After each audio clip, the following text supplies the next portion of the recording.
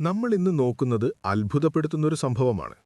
51 വയസ്സുള്ള ഉഷ ജോസഫ് കുട്ടിയുടെ വയറ്റിൽ ഒരു സർജിക്കൽ ഇൻസ്ട്രുമെന്റ്, അതായത് ഒരു ആർട്ടറി ഫോർസെപ്സ് ഇരുന്നത് നീണ്ട 5 വർഷമാണ്. അതും 50 വർഷം അതവിടെ കിടന്നാലും പ്രോബ്ലമല്ലെന്നാണ് ഡോക്ടർ പറയുന്നത്. ഇതിലെ സയൻസ് എന്താ? നിങ്ങളൊന്ന് ആലോചിച്ച് നോക്കൂ. 10 മുതൽ 15 സെന്റിമീറ്റർ വരെ നീളമുള്ള ഒരു ലോഹ ഉപകരണം 5 വർഷത്തോളം ശരീരത്തിനുള്ളിൽ.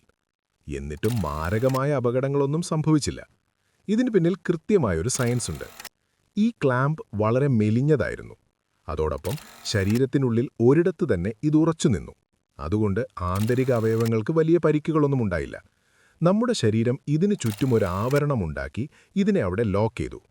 ഇവിടെ ഡോക്ടർ പറഞ്ഞൊരു കാര്യമുണ്ട്. ഇത് 50 വർഷം അവിടെ കിടന്നാലും കുഴപ്പമില്ലെന്ന്.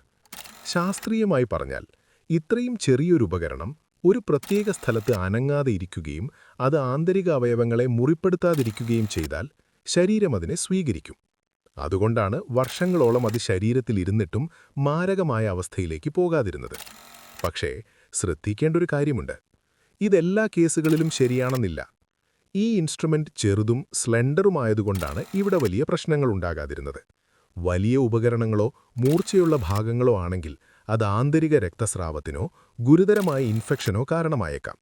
ഏതൊരു ശസ്ത്രക്രിയയ്ക്ക് ശേഷവും നമ്മൾ ശ്രദ്ധിക്കേണ്ട ചില പ്രധാന കാര്യങ്ങളുണ്ട്. സർജറി കഴിഞ്ഞ് മാസങ്ങൾക്ക് ശേഷവും മാറാത്ത വേദനയോ അസ്വസ്ഥതയോ ഉണ്ടെങ്കിൽ അത് നിസാരമായി കാണരുത്. സർജറി കഴിഞ്ഞ് എല്ലാം കൃത്യമാണെന്നുറപ്പുവരുത്താൻ ഒരു എക്സ്റേയോ സ്കാനിങ്ങോ ആവശ്യമുണ്ടോ എന്ന് ഡോക്ടറോട് ചോദിക്കാവുന്നതാണ്. പനി, ശസ്ത്രക്രിയ ചെയ്ത ഭാഗത്ത് അമിതമായ നീർക്കെട്ട്, അല്ലെങ്കിൽ ശരീരത്തിന്റെ സ്വാഭാവിക പ്രവർത്തനങ്ങളിൽ ഉണ്ടാകുന്ന മാറ്റങ്ങൾ, ഉദാഹരണത്തിന് മൂത്രത്തിലോ മലത്തിലോ രക്തം കണ്ടാൽ ഉടൻ വിദഗ്ധ സഹായം തേടണം. സത്യത്തിൽ ഇതൊരു വലിയ വീഴ്ച തന്നെയാണ്. ശസ്ത്രക്രിയയ്ക്ക് മുൻപും ശേഷവും ഉപകരണങ്ങൾ എണ്ണി നോക്കുന്നതിൽ വന്ന പിഴവ്, ഹ്യൂമൻ എറർ. നഴ്സുമാരും ഡോക്ടർമാരും തമ്മിലുള്ള ആ ഒരു വെരിഫിക്കേഷനിൽ വന്ന പാളിച്ചയാണ് ഇതിന് കാരണം.